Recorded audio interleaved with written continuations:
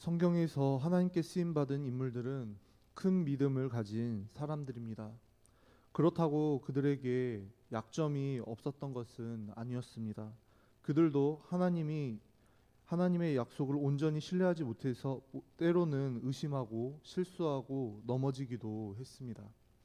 그럼에도 하나님은 그런 연약한 사람들을 통해 하나님의 구원의 역사를 이루어 가십니다. 오늘 기도원 역시 그렇습니다. 여호와의 사자가 기드온을 찾아왔을 때 기드온은 밀을 포도주 틀에 숨어 타작하고 있었습니다.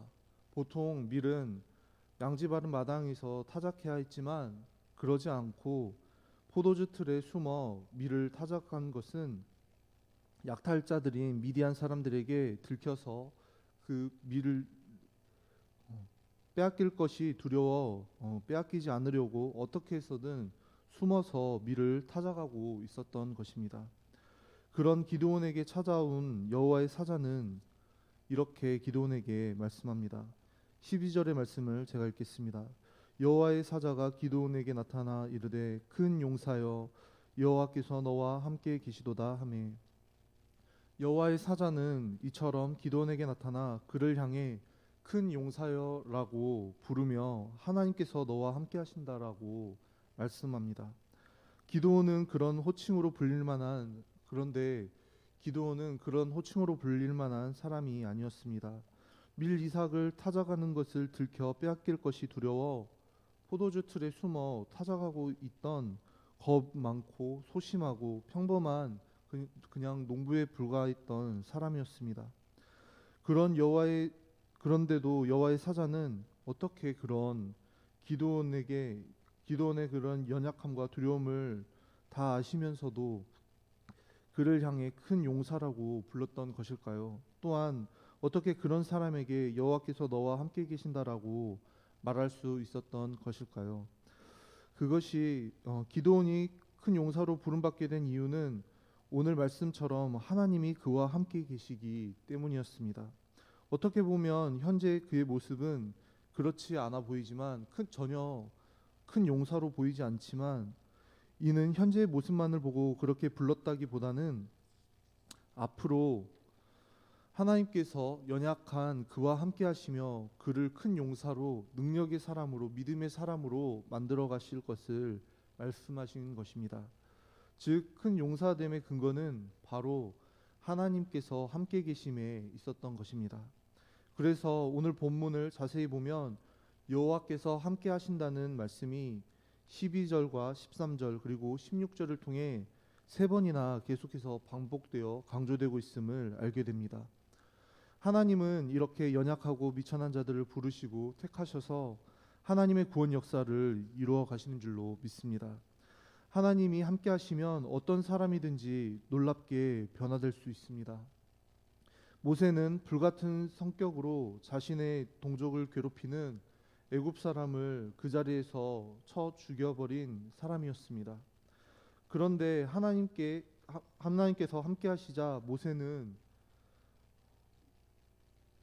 이 세상에서 그처럼 온유한 사람이 없다는 평가를 받게 되었습니다. 그는 자신을 끊임없이 원망하고 자신의 권위에 도전하는 이스라엘 백성을 온유한 성품으로 끝까지 참고 받아주면서 40년 동안이나 그들의 지도자로서 이스라엘 민족을 이끌 수 있었습니다. 하나님은 이처럼 진흙과 같은 연약한 자들을 빚으셔서 걸작이 되게 하시는 분인 줄로 믿습니다. 그러므로 현재 자신의 모습이 비록 부족하고 초라해 보인다 할지라도 연약하고 실수가 많고 또 넘어진다고 할지라도 우리는 절대로 실망하거나 좌절하지 말아야 합니다. 모든 사람이 우리를 포기해도 하나님은 우리에 대한 기대를 결코 버리시지 않기 때문입니다. 그리고 언제나 성령으로 우리와 함께 하십니다. 선하신 하나님의 인도하심을 신뢰하여 우리 안에 함께 하시며 이끄시고 이루어 가시는 성령님을 의지하여 날마다 새로워지고 성숙해가는 그러한 놀라운 변화의 기적을 경험하는 저와 여러분이 될 수 있기를 주님의 이름으로 간절히 소망합니다. 그러나 기드온은 여전히 하나님께서 계속 그와 함께 하시겠다고 말씀하셨음에도 불구하고 하나님의 함께 하심을 좀처럼 신뢰하지 못했습니다. 13절의 말씀을 제가 읽겠습니다. 기드온이 그에게 대답하되 오 나의 주여 여호와께서 우리와 함께 계시면 어찌하여 이 모든 일이 우리에게 일어났나이까. 또 우리 조상들이 일찍이 우리에게 이르기를 여호와께서 우리를 애굽에서 올라오게 하신 것이 아니냐 한 그 모든 이적이 어디 있나이까. 이제 여호와께서 우리를 버리사 미디안의 손에 우리를 넘겨주셨나이다 하니, 기드온은 그동안 마음에 품어왔던 원망을 여호와의 사자 앞에서 쏟아냅니다. 하나님께서 우리와 함께 계신다면 어떻게 우리에게 미디안에 의해 약탈당해 굶주리고 괴롭힘 받는 이러한 어려움이 일어날 수 있느냐는 것입니다. 왜 우리가 이런 고난을 당해야 하는지 이해할 수 없다는 것입니다. 조상들을 큰 권능으로 구원해 내신 하나님이 왜 자신들을 위해서는 아무 일도 행하시지 않는지 불평합니다. 이때까지만 하더라도 기드온은 이스라엘이 하나님 앞에 악을 행했기 때문에 이런 징벌을 내리신 것을 깨닫지 못했었던 것입니다. 그런데 이러한 모습은 때로는 하나님을 향한 우리의 마음이기도 합니다. 하나님이 우리 아버지라고 하시면서 왜 우리의 삶은 여전히 고통스럽고 하나님은 왜 그것을 그대로 두고 보시는지 의문을 갖는 것입니다. 하나님은 우리 아버지신데 왜 내 삶은 여전히 능력이 없고 아무런 영향력이 없는지 그렇게 하나님께 원망과 불평을 쏟아넣는 것입니다. 이런 원망과 불평에 여호와의 사자는 오늘 말씀에 어떤 반응을 보입니까? 하나님께서는 기드온의 이러한 항변에 대해 질책하거나 결코 책망하지 않으십니다.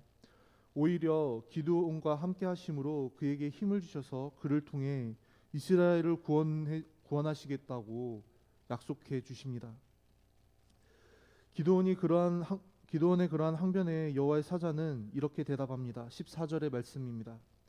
여호와께서 그를 향하여 이르시되 너는 가서 이 너의 힘으로 이스라엘을 미디안의 손에서 구원하라. 내가 너를 보낸 것이 아니냐 하시니라. 이 구절을 잘 살펴보면 여호와의 사자가 여호와로 바뀌어서 표현되고 있는 것을 발견하게 됩니다. 이를 통해 알 수 있는 것은 결국 지금 기드온을 찾아와 그를 부르시고 또 그의 말을 듣고 계신 분이 또 그를 위로하시면서 그를 하나님의 사람으로 세우려고 하시는 이분이 사람의 모습으로 찾아오신 하나님이라는 사실입니다. 하나님은 말씀하십니다. 너는 가서 너의 힘으로 이스라엘을 미디안의 손에서 구원하라. 여기서 말씀하신 너의 힘은 기드온을 통해 역사하실 하나님의 능력을 가리키는 말씀입니다. 그런데 독특한 것은 그냥 너의 힘이 아니라 이 너의 힘이라고 말씀합니다. 이는 앞에서 여호와께서 너와 함께 하시는 그 힘을 말씀하고 계신 것입니다.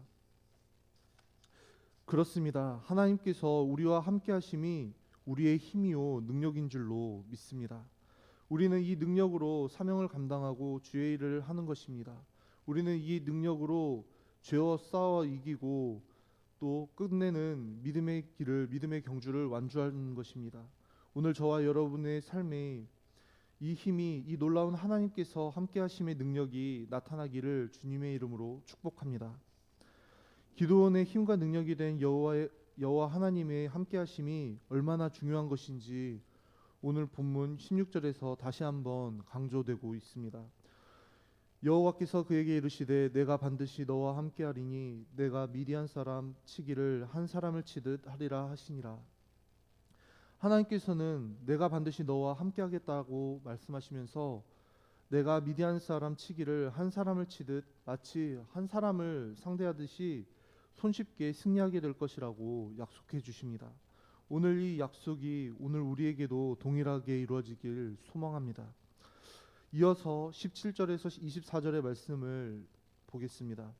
그러나 기드온은 여전히 믿지 못하고 정말 내게 말씀하신 분이 하나님이시면 그 표징을 내게 보여주십시오라고 표징을 구합니다. 지금 말씀하신 분이 정말 하나님이신지 확인할 수 있게 해달라는 요청을 한 것입니다. 그래서 기드온은 염소고기와 무교병을 소쿠리에 담고 양푼에 국을 담아서 여호와의 사자에게 가져다 드렸습니다. 기드온은 여호와의 사자가 지시한 대로 고기와 무교병을 가져와 바위에 놓고 그 위에 국을 부었습니다. 여호와의 사자가 지팡이 끝을 고기와 무교병에 대자 갑자기 바위에서 불이 나와서 국에 적셔진 고기와 무교병을 모두 불살라 버렸습니다. 하나님이 임하셨고 그 기드온이 드리는 예배를 받으신 것입니다. 그 후 여호와의 사자는 떠나서 보이지 않게 되었습니다. 이를 통해 기드온은 정말 자신이 여호와의 사자를 대면하게 된 것을 알게 되었고 그로 인해 자신은 이제 죽게 될 것이라고 생각했습니다. 기드온은 하나님의 임재를 깨닫고 두려움을 갖게 된 것입니다. 이것을 다시 생각해 본다면 기드온이 그동안 두려움에 사로잡혀 있었던 것은 미디안 족속이었습니다. 미디안 사람들에 의해서 약탈당하고 괴롭힘당하는 것이 그의 두려움의 대상이었습니다. 하지만 이제 하나님을 대면한 이후부터 여호와의 사자를 대면한 이후부터는 그 두려움의 대상이 완전히 바뀌게 된 것을 알게 됩니다. 하나님으로부터 죽지 않을 것이라고 안심하라는 말씀을 듣게 된 기드온은 그때서야 비로소 여호와를 위해 제단을 쌓았습니다. 24절의 말씀을 제가 읽겠습니다. 기드온이 여호와를 위하여 거기서 제단을 쌓고 그것을 여호와 샬롬이라 하였더라. 이것이 오늘까지 아비에셀 사람에게 속한 오브라에 있더라. 기드온은 하나님을 위한 제단을 쌓고 그 제단의 이름을 여호와 샬롬이라고 하였습니다. 여호와는 평강이시다라는 뜻입니다. 하나님이 여호와의 사자를 대면하여 죽음의 공포에 사로잡혀 있던 그에게 평강을 주신 하나님을 안심하라고 말씀하신 그 하나님을 기념하기 위한 제단이었던 것입니다. 기드온이 하나님을 만나 경험했던 샬롬이 이 제단의 이름을 통해 얼마나 그가 두려움에 사로잡혔다가 그 마음속에 하나님의 평강이 얼마나 강하게 임했는지 이 제단의 이름을 통해 우리는 알 수 있습니다. 잘 생각해 보면 기드온에게 있었던 문제가 완전히 다 해결된 것은 아무것도 없었습니다. 문제가 해결되어서 아무 문제가 없는 상태가 샬롬이 아니라는 말씀입니다. 우리에게 진정한 평화와 참된 평강을 가져다 주는 것은 우리의 문제가 해결되어서가 아니라 우리에게 아무 문제가 없어서가 아니라 하나님께서 함께 하심에 있음을 오늘 본문은 우리에게 말씀하고 있는 것입니다. 주님이 함께 계시면 폭풍 중에도 우리는 안심할 수 있는 줄로 믿습니다. 오늘도 주님이 주시는 하나님이 주시는 평강과 기쁨을 하나님이 함께 하심으로 경험하게 되는 그런 능력 있는 삶, 승리의 삶을 살아가는 저와 여러분이 될 수 있기를 소망합니다. 우리의 삶에 하나님의 부르심이 있습니다. 하나님은 우리가 연약하고 부족해도 때로는 무지하고 의심을 품고 있다고 할지라도 우리를 큰 용사로가 되도록 부르십니다. 우리를 여전히 사랑하셔서 우리를 큰 용사가 되도록 부르십니다. 하나님은 우리와 함께 하시고 우리를 능력으로 도와주실 것입니다. 그러므로 늘 주님과 동행함으로 함께 하시는 하나님으로 인해 두려움 없이 안심하고 하나님의 말씀을 따라 믿음의 길을 걸어가는 저와 여러분의 삶이 되기를 소망합니다. 그 길에 하나님의 샬롬이, 하나님의 평강과 기쁨이 늘 충만하기를 축복합니다.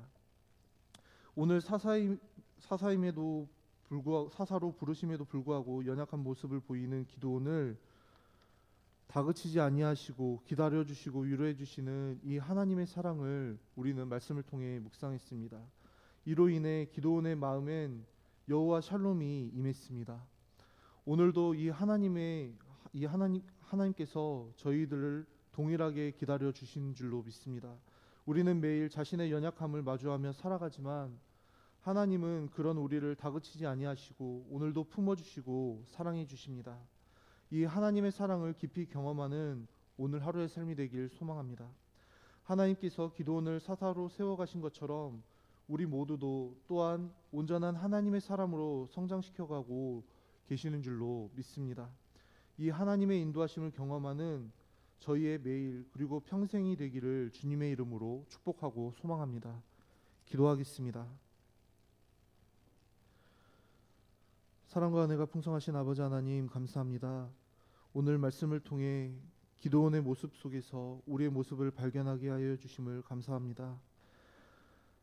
하나님을 향한 온전한 믿음과 신뢰가 아닌